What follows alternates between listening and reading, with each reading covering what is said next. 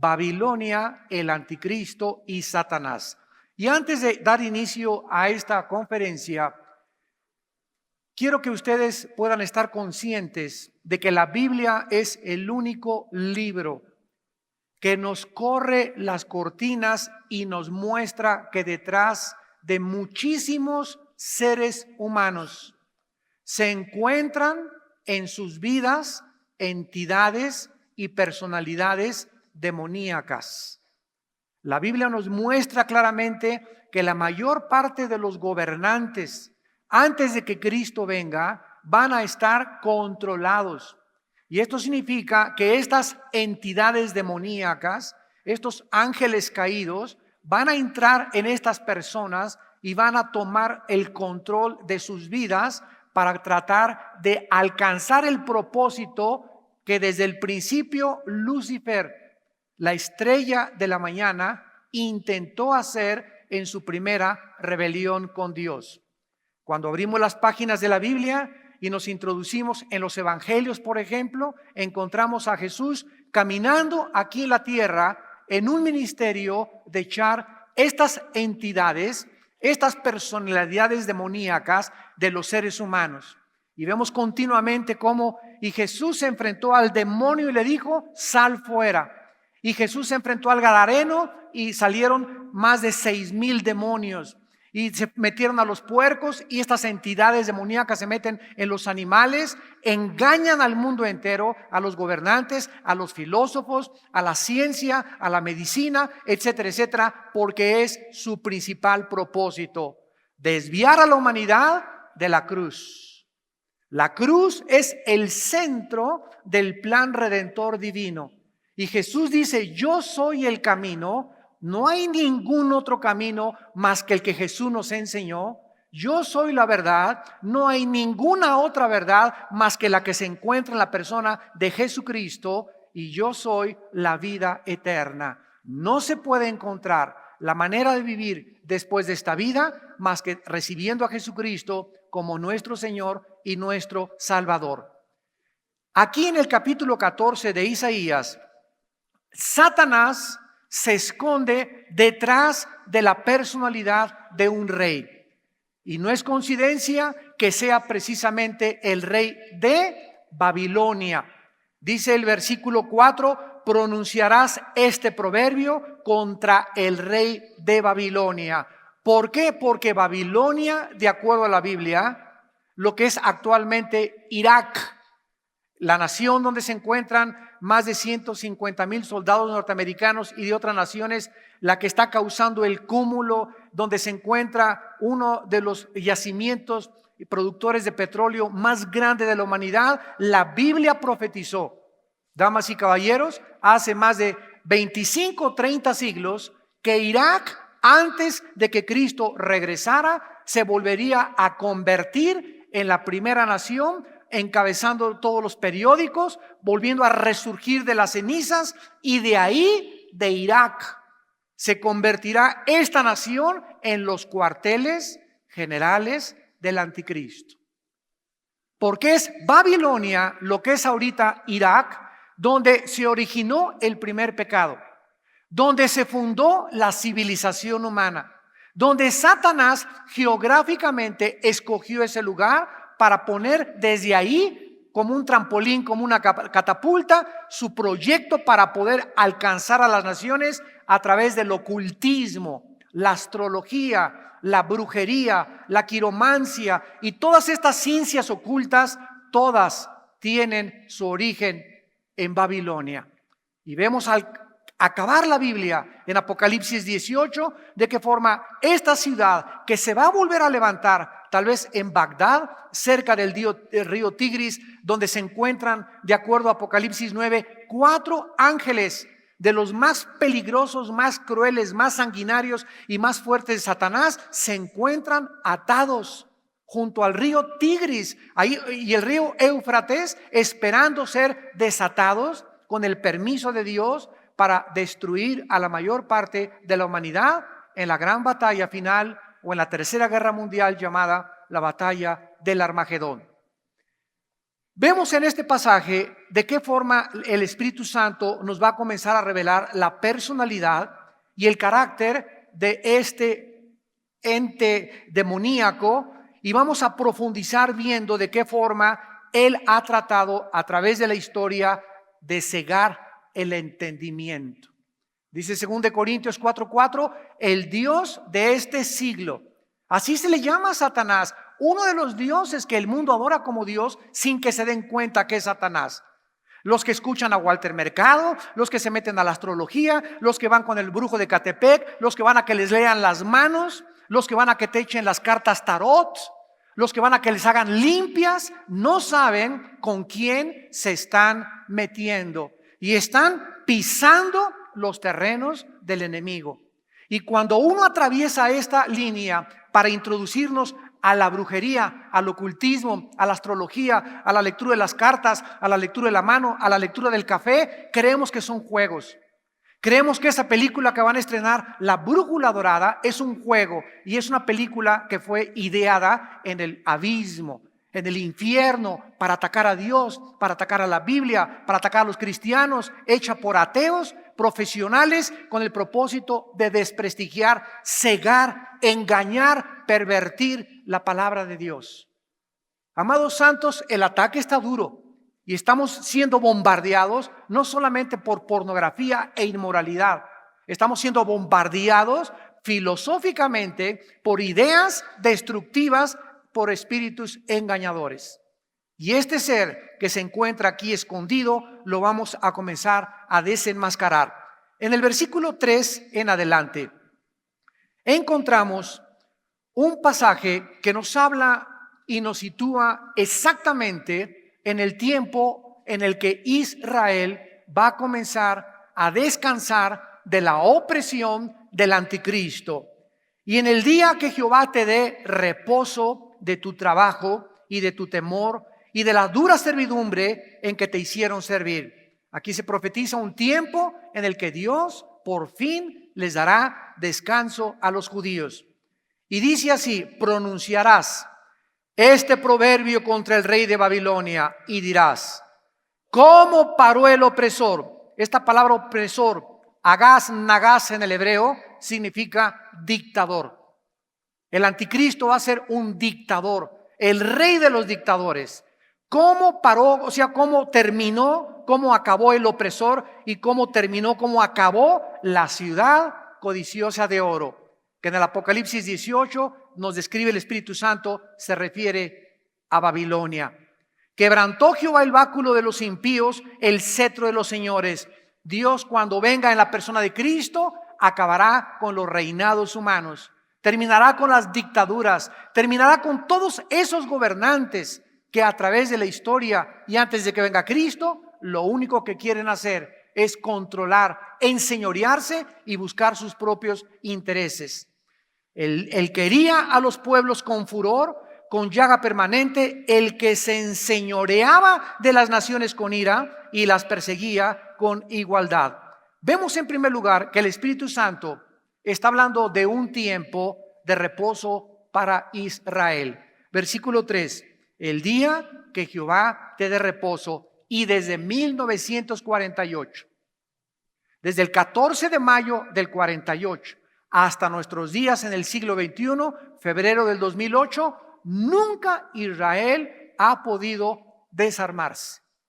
Ahora que estuvimos en Israel, en Jerusalén, ahora en el año pasado, en el mes de noviembre, pudimos ver que los soldados andan de a los 18 años, a las niñas, a las muchachas, vengan para acá. El ejército recluta a todas las muchachas de los 18 a los 20 años de edad para que durante 2 años sirvan en el servicio militar y aprendan a disparar con UCIs 45, con rifles, con ametralladoras, con bombas, con granadas, y todos los muchachos son entrenados y duermen, comen y cenan con la ametralladora. No han podido quitarse en las esquinas, en las paradas de los camiones. Ve soldados en los mercados, por todos lados, gente armada en las carreteras, y eso es desde hace 50 años. Pero vendrá un tiempo, dice la Biblia, cuando un hombre llamado el Anticristo va a firmar un tratado de paz entre los árabes y entre los judíos. va a garantizar a Europa el flujo del petróleo, y en ese tiempo es cuando Israel va a descansar.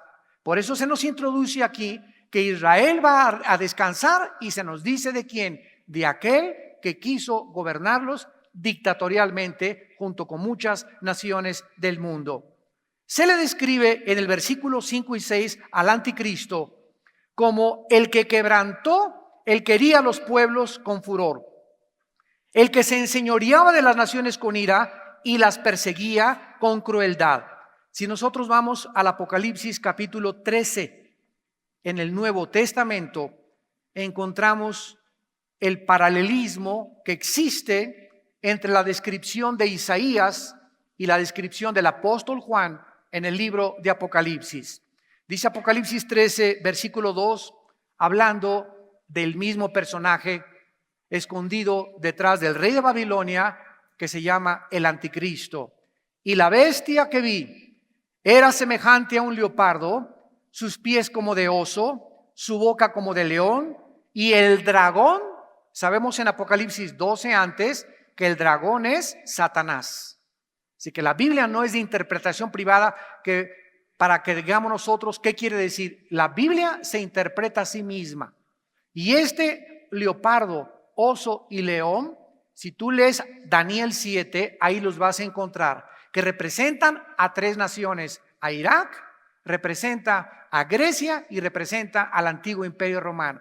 Entonces el dragón va a conquistar y va a gobernar la nueva Europa y el Medio Oriente y el norte de África. Y dice la Biblia que el anticristo tendrá un poder satánico. El dragón le dio su poder a un ser humano. Satanás tiene la capacidad de dotar de poderes a los faquires para que caminen sobre la lumbre y no se quemen los pies. Satanás tiene la facultad de hacer que una persona se atraviese cosas y sea insensible al dolor. Satanás tiene el poder para hacerte aparecer una imagen o un santo, o pintar algo en una pared, o hacer que pasen cosas como objetos voladores no identificados y que la gente se quede así con la babota. Los extraterrestres, cuando los ovnis son materializaciones de la energía satánica. Cuando comiences a estudiar la Biblia profundamente, te vas a dar cuenta el poder tan grande que tiene Satanás de hacer señales, milagros y prodigios mentirosos. Y los que son engañados son todos aquellos, aún cristianos, que no viven de rodillas, que no viven llenos del Espíritu Santo, y que con el cúmulo de señales y milagros con que el mundo será rodeado, van a ser los mismos escogidos, engañados por los prodigios mentirosos de Satanás. El dragón le dio su poder. Imagínense nada más, el poder de Satanás se lo entrega a su pieza maestra. El arte más grande de Satanás no fue Hitler, ni Nerón, ni Saddam Hussein, ni los Césares romanos. La pieza más grande de arte de Satanás será el personaje, el futuro dictador mundial, conocido como el anticristo. Y dice a continuación la Biblia: le dio su trono y le dio grande autoridad. Dice el versículo 5, también se le dio boca que hablaba grandes cosas y blasfemias, y se le dio autoridad para actuar 42 meses, o sea, 3 años y medio. El anticristo no va a gobernar 7 años, ni 10 años, solo 3 años y medio va a gobernar el mundo el anticristo, porque exactamente fueron 3 años y medio el ministerio de Jesucristo. Él viene a imitar el ministerio de Cristo. Cristo hizo señales y milagros por el Espíritu Santo. Él va a hacer señales y milagros por la mano de Satanás. Cristo duró 3 años y medio. Va a durar 3 años y medio. Por lo cual los judíos van a ser engañados como él, el falso Mesías. Él es imitador, él es engañador, y él no tiene absolutamente nada original. Dice el versículo 8, y lo adoraron todos los moradores de la tierra, cuyos nombres no estaban escritos en el libro de la vida del Cordero, que fue inmolado desde el principio del mundo. ¿Quiénes van a decirle a Satanás y al anticristo: ¡Hi Hitler! ¡Hi anticristo! Tú eres el rey. tú eres el hombre que esperábamos, tú eres el que has venido a resolver los problemas del hambre, de la pobreza, de la democracia, del socialismo, del comunismo. Tú eres el hombre que estamos hace mucho esperando, tú eres el candidato por el cual debemos de votar. ¿Quién como tú? Y todos aquellos que adoren al anticristo, dice la Biblia, ninguno de ellos estaba escrito en el libro de la vida. Y cuando tú recibiste a Cristo y cuando yo recibí a Cristo, nuestros nombres fueron escritos en el libro de la vida. Y dice en Apocalipsis 3, no serán borrados. ¿Por qué no serán borrados? Porque hemos sido sellados con el Espíritu Santo hasta el día, Efesios 1, 13 y 14, de la resurrección de nuestros cuerpos. Nada nos podrá separar nunca del amor de Dios. Dios es el que murió, ¿quién nos condenará? ¿Quién podrá juzgar a los escogidos de Dios cuando Cristo es el que murió, el que resucitó, el que está sentado junto al Padre y el que vive y para interceder por nosotros cuando caigamos o cuando nos apartamos de la fe? Bendito sea el Señor, porque ni espada, ni ángeles, ni desnudez, ni hambre, ni ninguna otra cosa creada nos podrá separar del amor de Dios en Cristo Jesús, Señor nuestro. ¡Aleluya! Somos más que vencedores. Más que vencedores. Y dice el versículo 16 y 17 de Apocalipsis 13, 16 y 17. Vean ustedes a dónde va a llegar el anticristo. Y hacía, aquí vemos el poder de controlar a la fuerza.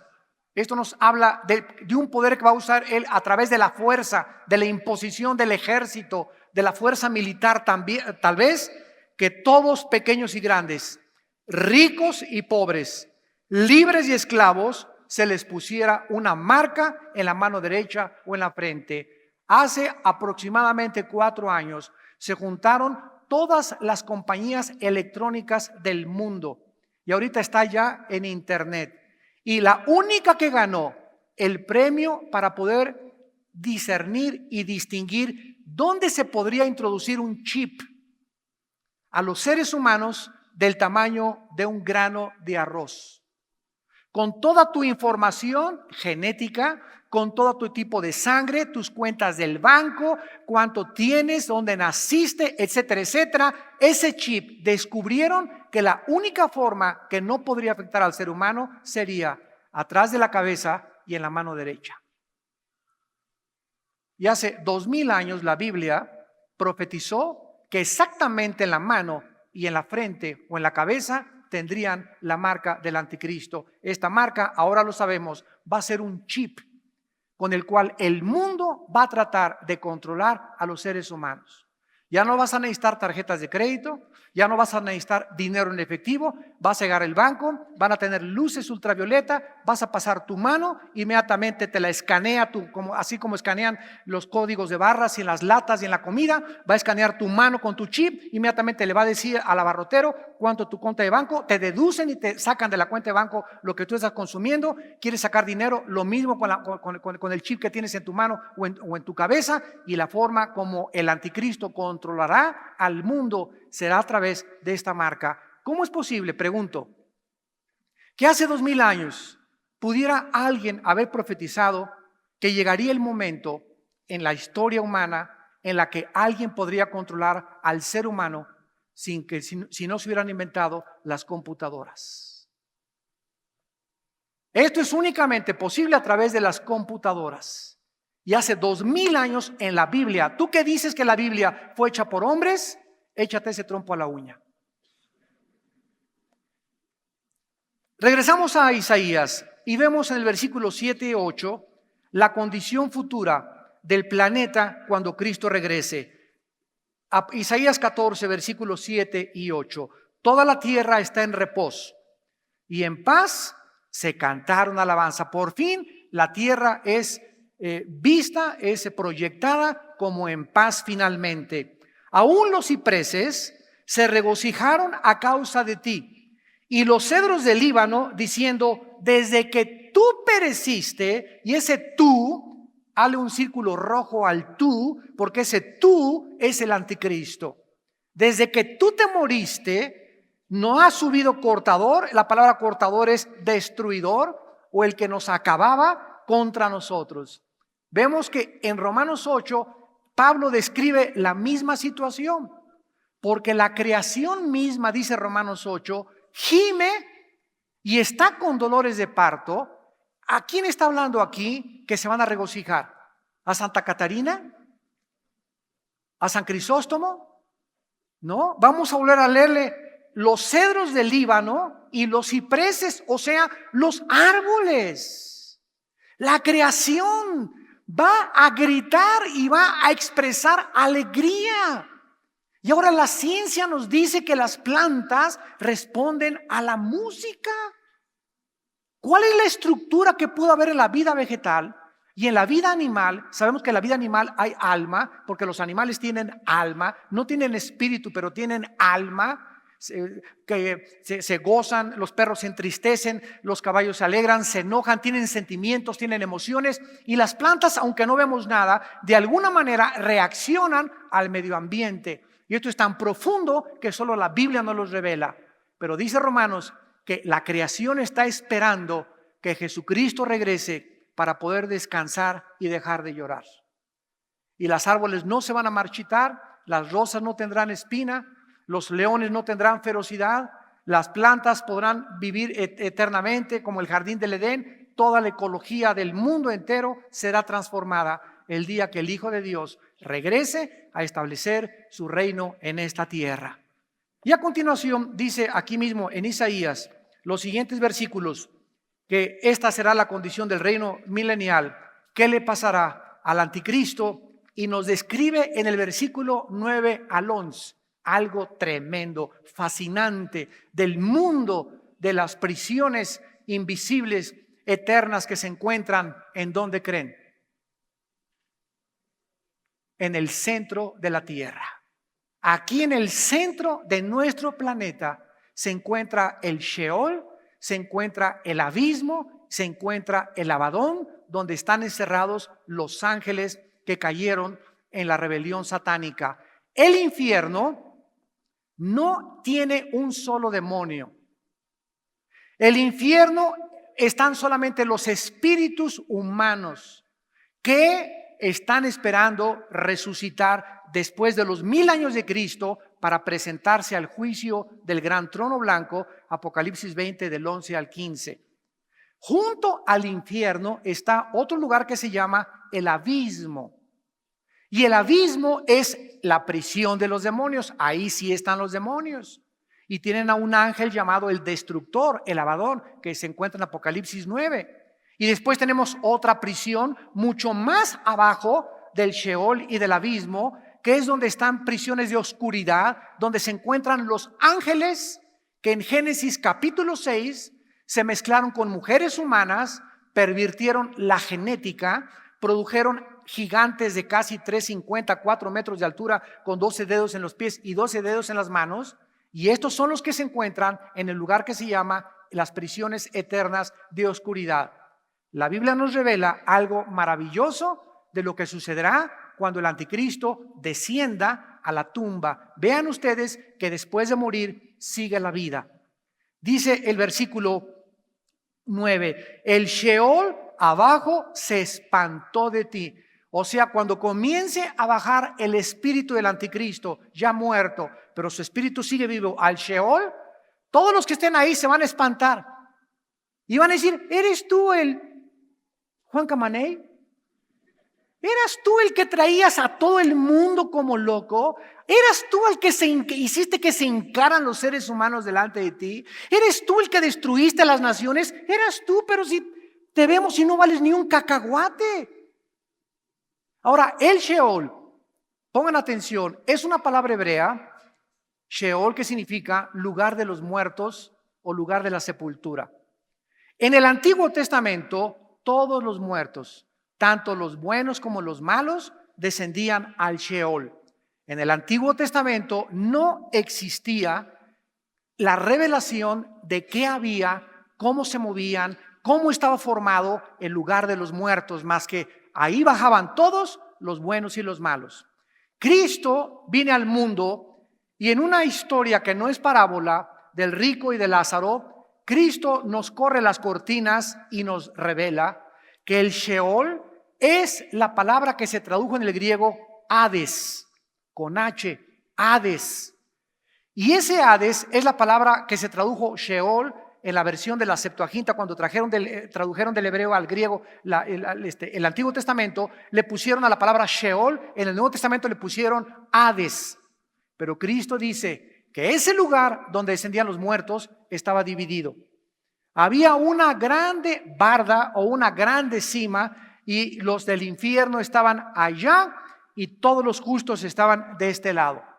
Cuando murió el mendigo en la historia de Cristo, ¿verdad? Lázaro estaba del otro lado y el mendigo estaba del otro lado, y los que están en el infierno se podían oír sus gritos, se podían oír que tienen conciencia, estaban lamentándose de por qué no creyeron al evangelio, y los que estaban aquí no podían pasar allá, ni quien quisiera pasar, ¿verdad? Ni de los de allá podían pasar para acá. Cuando Cristo resucita, dice Efesios capítulo 4, que descendiendo abajo al Sheol, se llevó a los cautivos al cielo. Descendiendo se llevó a los cautivos a la cautividad. Cuando Cristo desciende al centro de la tierra, su cuerpo se quedó ahí en la tumba, acostado. Ahí estaba el cuerpo de Cristo. Su espíritu se sale de Cristo con su alma y baja Cristo en su espíritu al centro de la tierra, dice 1 Pedro 3, a proclamarles, a anunciarles su victoria en la cruz contra el pecado y contra Satanás. Y después de que Cristo resucita, a todos los que estaban desde Adán, Abraham, David, Daniel, Isaías, todos los que se encontraban en el lado del paraíso o del seno de Abraham, se los lleva a todos en su resurrección. Y cuando llega Cristo al cielo, donde lo están esperando los querubines y los serafines, Él entra con toda esa grande multitud de justos y de santos, porque ahora sí podían entrar y presentarse y ver a Dios, porque la sangre había sido derramada en el lugar santísimo. Gloria a su nombre. Y ahora, desde la cruz de Cristo, desde hace 2000 años hasta nuestros días, todos los justos que morimos o que vamos a morir algún día, y los que ya han muerto, inmediatamente ausentes del cuerpo, según de Corintios 5, presentes el Señor. El momento en que tú mueras, si tú mueres hoy, o en la tarde, o en la noche, en el seguro social, en la muerte, en una ambulancia, donde quiera, donde nos alcance la muerte, nuestro cuerpo, ahí van a estar llorándole, nadie los escucha, la ambulancia le ponen flores al muertito, le cantan los mariachis, y tú fuiste lo máximo, y póngale una estatua, y póngale un cuadro, y el muerto ni enterado, porque no va a ver nada de lo que le están haciendo aquí abajo. Nos vamos inmediatamente a la presencia de Dios. Vienen los ángeles por nosotros para llevarnos a la presencia de Dios, para llegar al cielo, donde Jesús nos dará amplia y generosa entrada al reino de su Padre. Gracias, Señor. Ven pronto, Jesús. Ven pronto, Jesús. Y ahí se acabaron las lágrimas, se acabaron la tristeza, se acabó el dolor, se acabó el vejestorio de cuerpo que tenemos, que cada día muere y se desgasta celularmente. Ahí se nos dará un cuerpo intermedio mientras viene la resurrección de los muertos. Esa es otra conferencia. Pero mientras viaja Cristo y viene el rapto aquí en la tierra, si tú mueres hoy en la noche, tienes un cuerpo vestido con una túnica blanca, esperando hasta que se cumple el número de los muertos y de todos los siervos de Dios para el día final, el día de que se nos van a entregar las recompensas y las bodas de Cordero. Apocalipsis capítulo 19. Pero vean lo que dice aquí acerca del Sheol. El Sheol se espantó debajo de ti, despertó muertos. O sea, hay algunos que van a estar ahí medio jetones cuando desciende el anticristo. Y va a ser un sacadón de onda que hasta el Sheol se va a conmover cuando el anticristo descienda. En tu venida salieron a recibirte, hizo levantar de sus sillas a los príncipes de la tierra y a los reyes de las naciones. ¿Quiénes están ahí? Los gobernantes principalmente. Aún en la vida tenían dinero y casas y castillos y quisieron vivir para ellos, etcétera, etcétera. Damas y caballeros, señores gobernantes, magistrados, jueces, políticos, candidatos a la presidencia, presidentes del mundo, escuchen la palabra de Dios. Viene el día del juicio para ustedes. Viene el día de la paga para todos ustedes que quisieron aprovecharse de su posición gobernando al mundo o gobernando su nación y sometiendo a las personas bajo una dictadura y bajo el control del gobierno y no beneficiando al pueblo con la libertad que el pueblo y la libertad que Dios nos dio. Viene el día del juicio.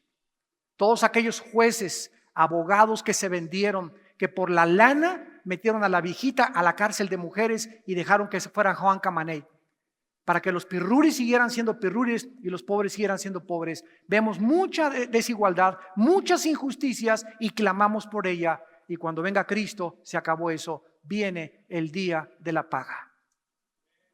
Y entonces los que estaban riendo van a llorar. Y nosotros se acabará el lloro y la tristeza, porque al amanecer vendrá la alegría, la danza, y con pandero y arpa alabaremos a Dios por todos los siglos.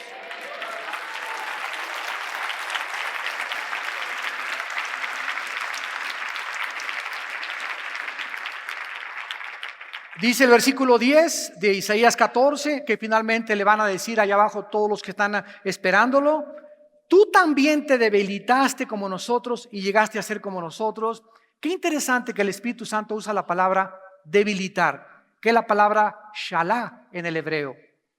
Tú también te debilitaste. ¿Qué significa esto? Que el gozo de los impíos es corto.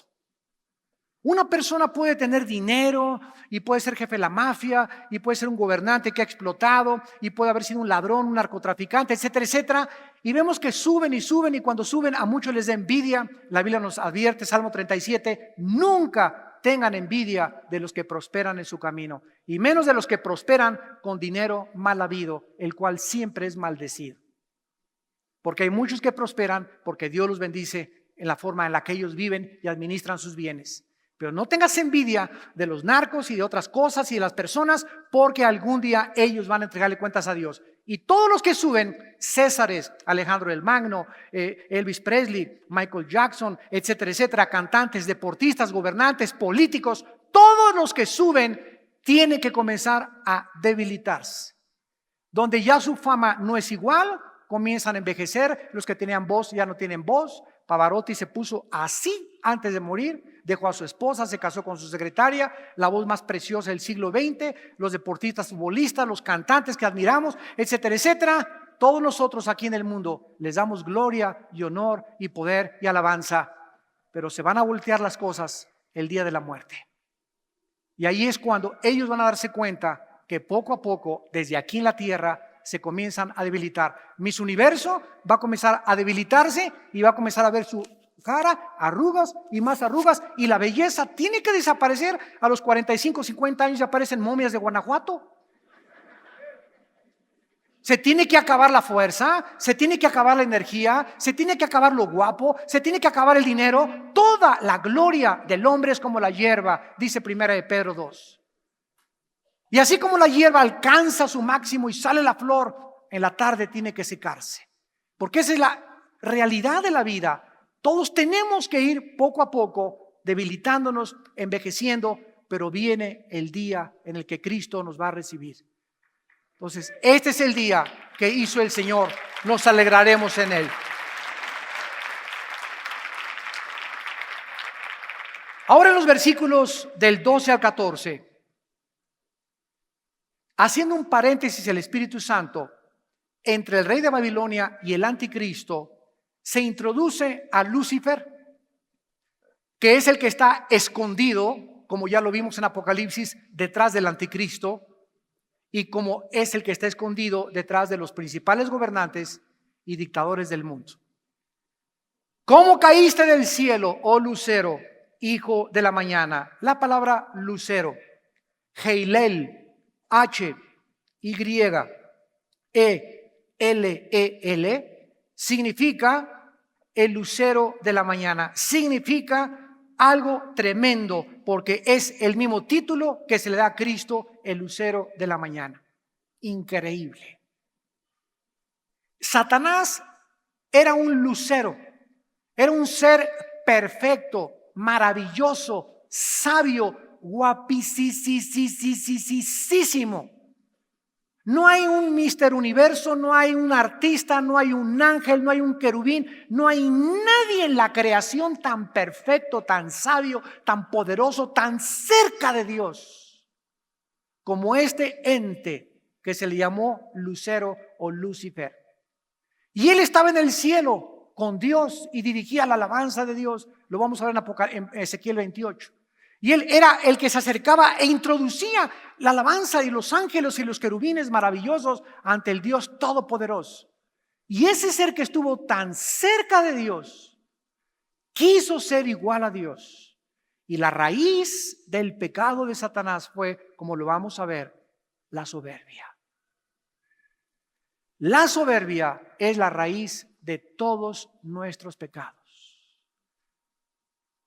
¿Por qué? Porque comenzamos a pecar cuando comenzamos a pensar que no necesitamos a Dios. Esa es la soberbia. La soberbia no es andar así, esa es arrogancia, presumido, voluptuoso, pirruris, vanidoso. La soberbia es que pasen 3 días en tu vida y que no hayas leído la Biblia, ni te hayas hincado para tener comunión con Dios. Porque esa actitud tuya no la necesito. No necesito orar.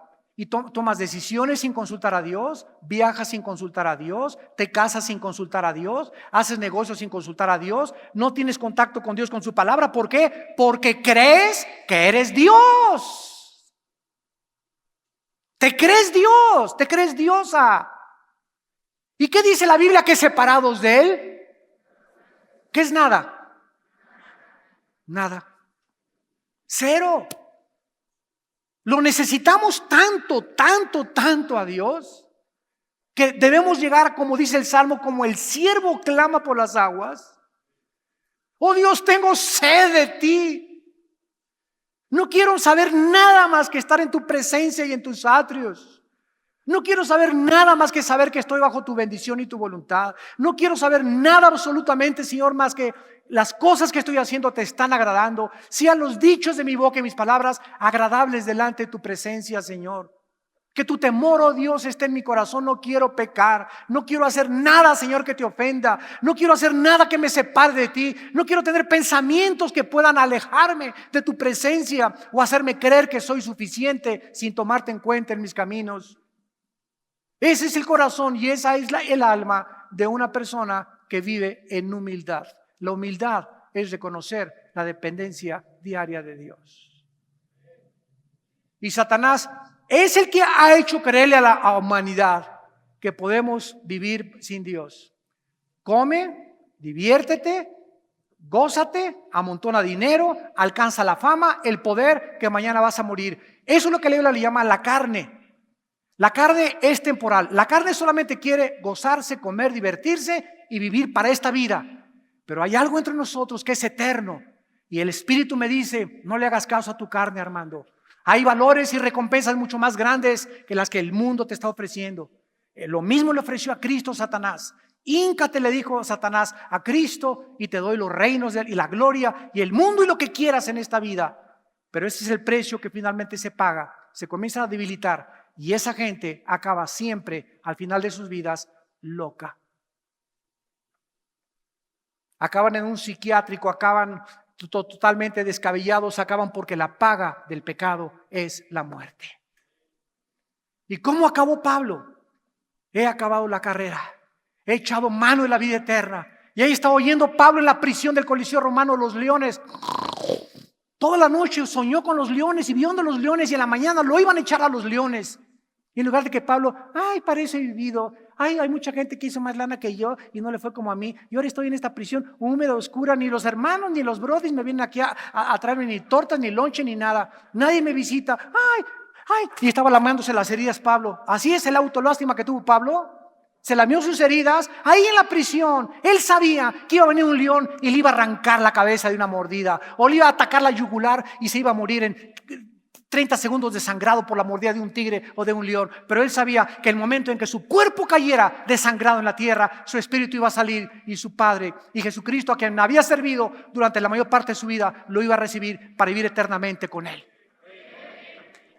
Me está esperando la corona de justicia, dijo Pablo.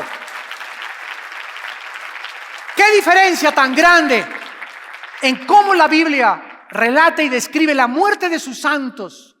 Cómo murió Job lleno y lleno de vida. Abraham murió lleno de vida y bendito. David murió, hasta una chamaquita le pusieron para que durmiera con él antes de acostarse David. El chingüengüechón, rabo verde, ¿verdad? Y así vemos Salomón y todos los que al finalmente murieron, ¿verdad? Llenos de paz, llenos de gozo. Y cómo describe el mundo la muerte de los impíos. Cómo murió José Stalin, el dictador de Rusia. Dice su hija Zaragoza, que antes de morir gritaba y se levantaba a su padre y decía: vienen lobos, me quieren matar, malditos lobos. Y sea toda la humanidad maldita con estos lobos. Esos lobos que él vio que venían por él eran los demonios, que lo estaban esperando después de que él había mandado matar a más de 40 millones de seres humanos en el genocidio más grande del siglo XX. ¿Cómo murió Jean-Paul Sartre, el gran filósofo padre del existencialismo, en 1966-67? ¿Cómo murió Sartre? Dice su secretaria que antes de morir dijo: toda mi vida he sido ateo, el padre del existencialismo. Toda mi vida he perseguido a un ser, a un Dios que yo he negado. Realmente he sido un tonto porque he gastado mi vida en alguien que no existe. Su vida fue una contradicción filosófica. Se la pasó luchando contra alguien que no existe. Si no existió, entonces peleó contra la nada. ¿Y cómo murió Sigmund Freud? Se levantaba en la mañana Sigmund Freud a las 2 de la mañana, dice su esposa, sudando, empapado en sudor: vienen por mí. Y veía apariciones. ¿Cómo murió Hitler? Con apariciones también que venían por él. Pero los santos, ¿cómo mueren? En paz, en tranquilidad, sabiendo que tenemos algo delante de nosotros, porque el morir para nosotros, el vivir es Cristo y el morir es ganancia.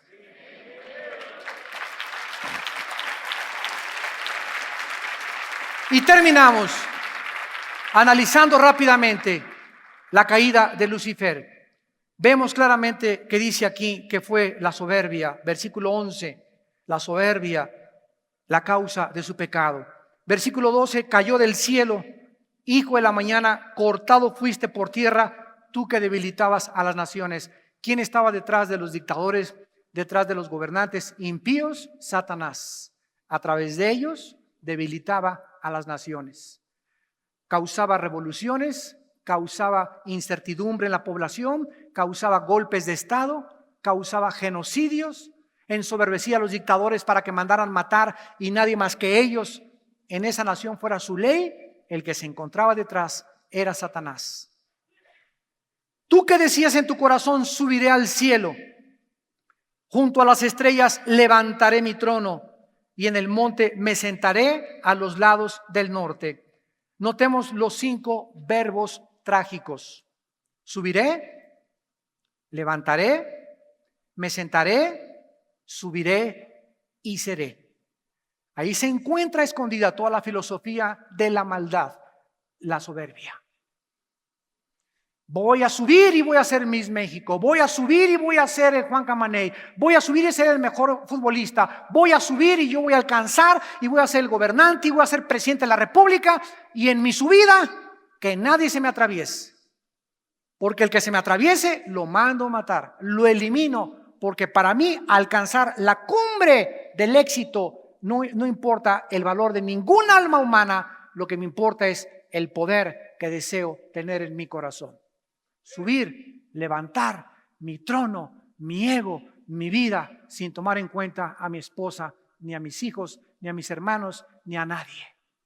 ¿Cuántos hombres viven en esa situación?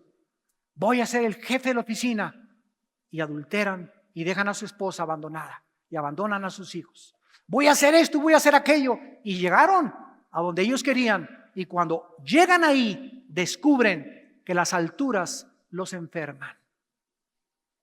Todos los que llegan a la cumbre de la montaña sin Dios, o los que alcanzan el éxito allá arriba, las alturas marean, asfixian el alma y te enferman de poder, porque el poder corrompe y el poder absoluto corrompe absolutamente. ¿Cuánta razón tiene la Biblia, la palabra de Dios? Te damos gracias por tu palabra, Señor. Él quiso exaltarse sobre los demás, ser adorado y ser igual a Dios. Y Y estas palabras denotan la total raíz de la maldad, que es la independencia de Dios. En el versículo 15 vemos de qué forma está sellado el destino de Satanás. Tú derribado serás hasta el Sheol, a los lados del abismo. Aquí en el versículo 15 ya no es Lucifer. ¿Cómo sabemos que el Espíritu Santo cambia ahora? Porque Lucifer, el anticristo, será destruido y morirá cuando Cristo regrese. Segunda Tesalonicenses capítulo 2, Apocalipsis capítulo 13, Apocalipsis capítulo 19. Cuando Cristo venga, el anticristo y el falso profeta van a desaparecer, pero el Satanás va a seguir vivito y coleando, y van a pasar 1000 años, el anticristo muere y van a pasar 1000 años, y Satanás va a ser desatado. Apocalipsis 20, de su prisión no está muerto, y Satanás baja otra vez a engañar al mundo. Y cuando Satanás sea lanzado, Apocalipsis 20, al lago de fuego, ya van a estar ahí, dice Apocalipsis 20, el anticristo y el falso profeta. Entonces vemos que aquí el anticristo es el que desciende al Sheol. Nunca Satanás descenderá al Sheol. A él lo espera el lago de fuego. Por eso sabemos que el Espíritu Santo cambió de velocidades y dejó al anticristo, y ahora nos muestra a Satanás, dejó a Lucifer, y ahora el anticristo. Dice el versículo 16 que se van a inclinar los que lo vean en el Sheol otra vez al anticristo, y le van a decir: ¿es aquel varón que hacía temblar la tierra, que trastornaba los reinos, que puso el mundo como un desierto, asoló sus ciudades y que a sus presos nunca abrió la cárcel? Escúchenme esto: si hubiera alguna otra medicina para un drogadicto, para un alcohólico, para cualquier persona con problemas mentales o físicos, que no fuera Cristo, la muerte de Cristo y la sangre de Cristo fue un desperdicio de la historia humana. Cuando Jesús inició su ministerio en Lucas 4, dijo: el Espíritu de Jehová está sobre mí, me ha ungido el Señor para dar buenas noticias a los pobres, sanar a los quebrantados de corazón, poner en libertad a los cautivos, abrir las prisiones a los oprimidos, vista a los ciegos y predicar el año agradable del Señor.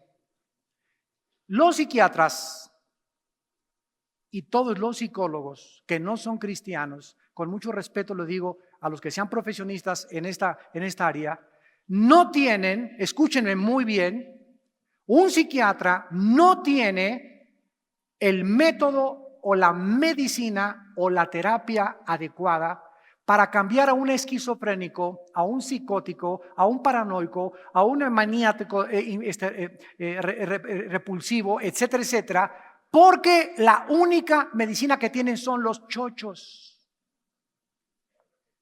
Y para manejar a un psicótico y a un enfermo con neurosis o con esquizofrenia, le tienen que dar pastillas tranquilizantes a fuerza, porque los mantienen controlados con drogas inorgánicas. Nosotros somos seres orgánicos, y esa persona no puede toda su vida andar enchochado.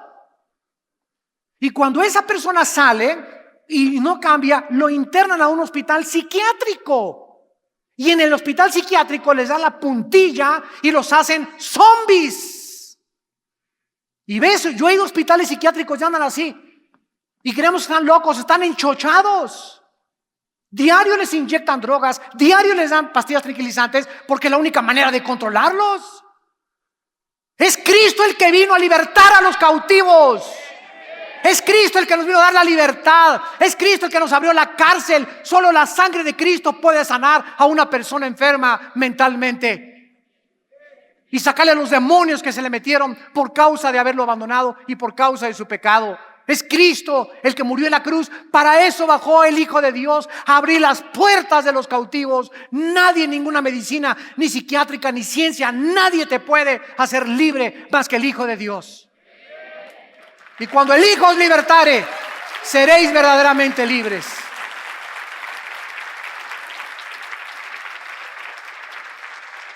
Y para terminar, como el ser humano no conoce este libro, Y como el ser humano no conoce el mensaje, las buenas noticias que del cielo bajaron a la tierra, el ser humano ha usurpado la consejería bíblica y la liberación de los demonios con la ciencia psiquiátrica y con la ciencia psicológica. Entonces vino Freud y comenzó a ser el padre del psicoanálisis y comenzaron a introducirse cosas inventadas por hombres. Pero viene el Hijo de Dios que nos conoce, Él es el que nos creó. Él nos hizo a su imagen y semejanza. Él es el único que sabe lo que funciona en nosotros. Y cuando no funcionamos, Él sabe cuál es la medicina que necesitamos. Entonces hay pobres psiquiatras y pobres psicólogos, ¿verdad? Porque no conocen la Biblia, no tienen otra manera de poder usar una terapia. Porque el problema del hombre no es psíquico. Trasciende la psique, el problema humano. El problema humano está en el espíritu. El problema y la raíz siempre es espiritual. Si una persona comienza a delirar y comienza a tener una conducta anormal, es porque su mente está afectada por un problema más profundo que es espiritual. Y el Espíritu es el único que Jesús puede, a través del Espíritu Santo, sanar en tu vida en esta mañana. Yo les invito a todos ustedes, también ustedes que nos ven por la televisión, que esta mañana hagas la paz con Dios. El día del juicio se acerca. Los gobernantes algún día enfrentarán el juicio de Dios. Los que hicieron el mal y se convirtieron en dictadores de las naciones. Todas las personas, ya sea campesinos, pobres, profesionistas, etcétera, etcétera, algún día le van a dar cuentas a Dios y al juez de la humanidad, que es el Hijo de Dios, Jesucristo. La Biblia dice que Dios mandó a su Hijo y en que siendo aún pecadores, Cristo murió por nosotros. Al que no conoció pecado, por nosotros se hizo pecado, para que nosotros fuésemos hechos la justicia de Dios en él. Mas el herido fue por nuestras rebeliones, molido por nuestros pecados. Muchas películas han pasado a Cristo despedazado en la cruz, ensangrentado, y esto nos hace cobrar realidad de que no fue fácil que nosotros tuviéramos esta libertad que gozamos ahora en el siglo XXI. Gracias a todo lo que físicamente sufrió Jesucristo en una cruz y entregó el Espíritu a su Padre, pero nuestra salvación le costó a Él su vida, sus sufrimientos y el rechazo del mundo entero. Y tú en esta mañana tienes que entender algo: no eres Dios. No eres Dios, no eres Dios, no eres Dios. Eres un ser humano que fue creado por Dios y que vas a encontrar tu propósito y significado para vivir en la persona de Jesús. Y hasta que no tengas a Cristo en tu vida, jamás podrás entender la razón por la cual naciste. Te invito en esta mañana a que vengas a la cruz. No te invito a ninguna religión, te invito a un nombre que se llama Jesucristo, para que le entregues tu vida y puedas conocer que eres libre en esta mañana del pecado, de la muerte y de los demonios.